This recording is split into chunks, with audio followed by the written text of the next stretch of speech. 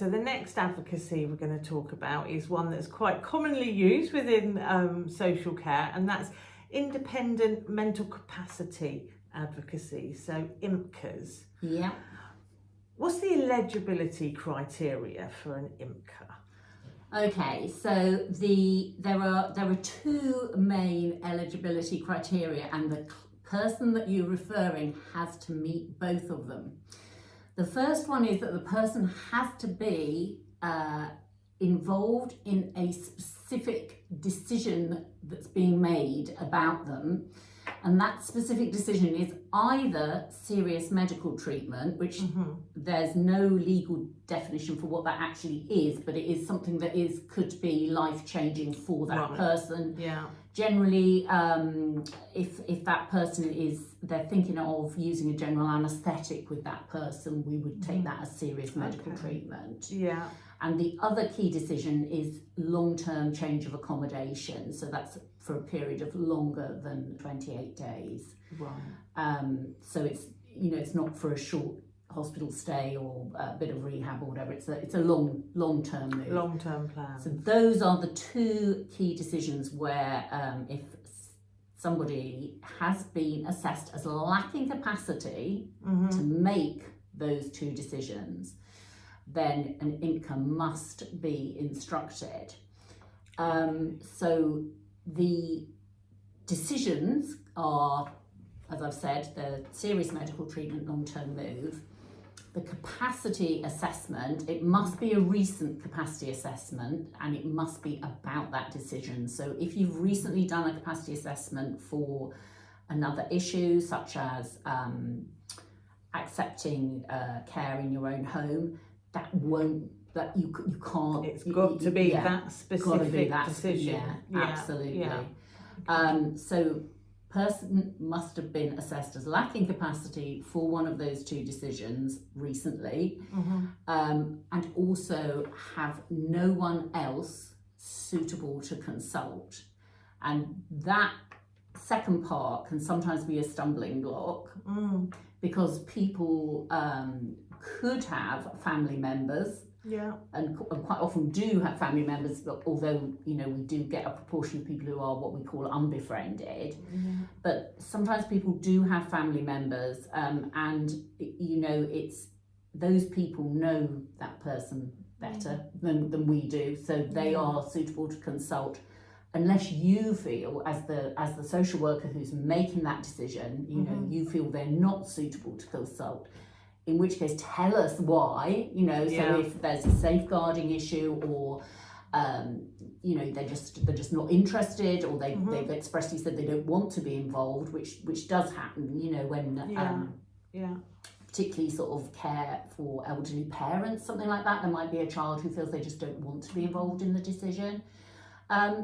So what if we disagree with what the family are saying, or the family disagree with what our recommendations are?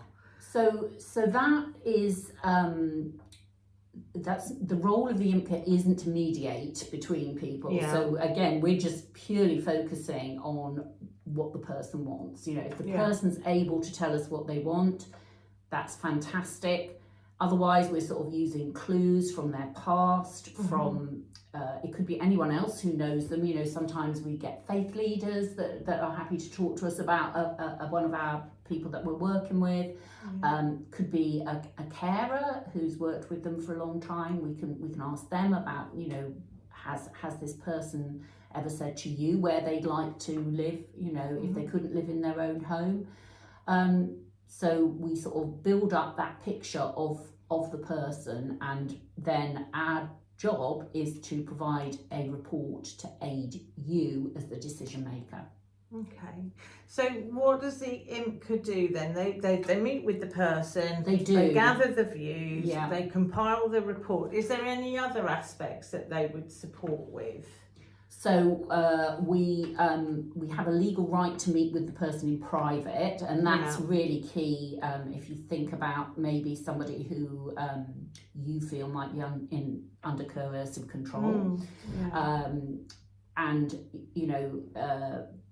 you quite often find in a medical setting, the person might just agree with whatever the doctor's saying because they don't want to challenge them, but when they've got somebody who they feel is on their side and will listen to actually what they want, they might then sort of say something different.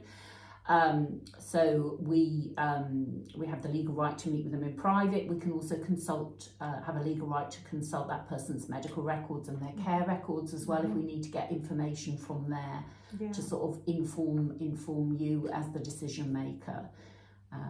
And would you be part of any sort of best interest meetings or anything like that? Place? We would normally sort of be present to sort of explain the report, discuss the report as part of that best interest decision making, and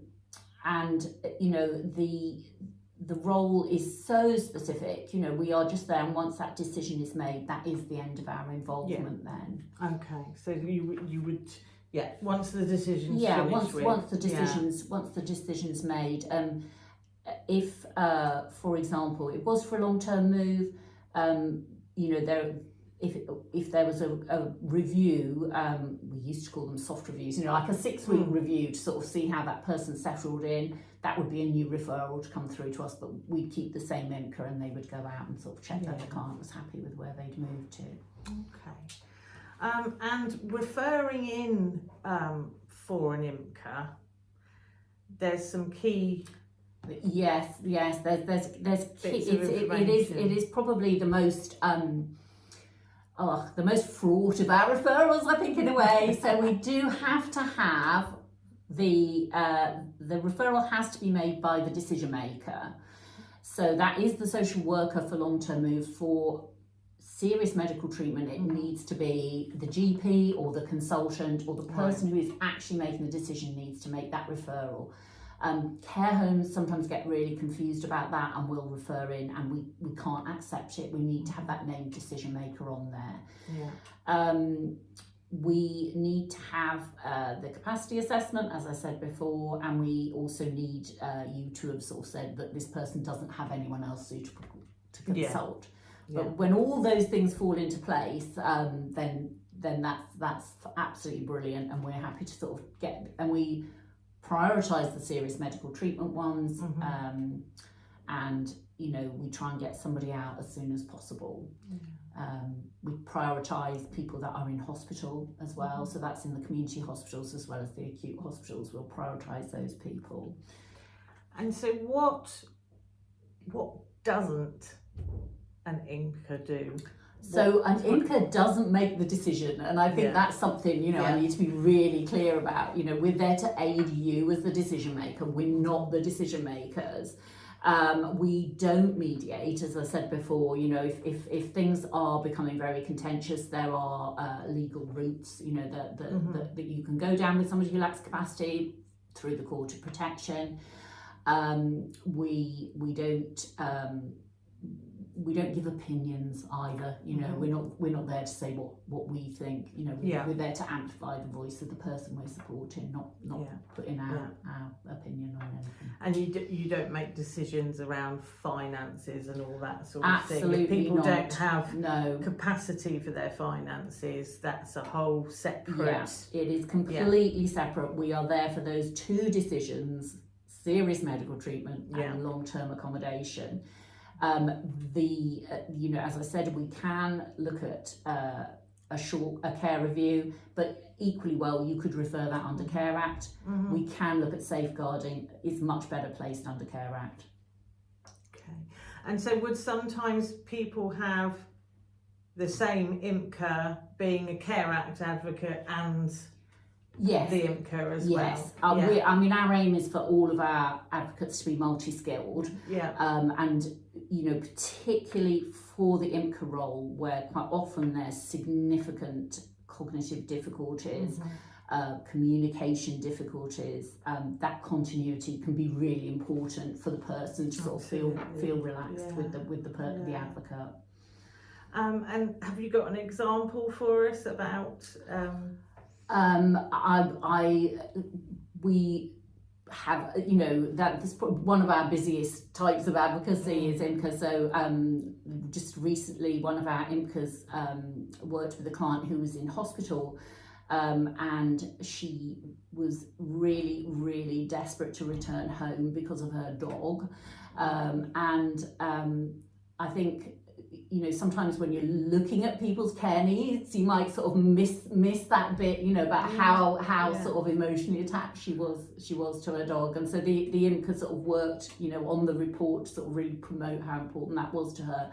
And a decision was made for this lady to go home with a package of care so she could be with her dog. Oh, brilliant. Well, they're important. They're really important, aren't they? Okay, thank you very much.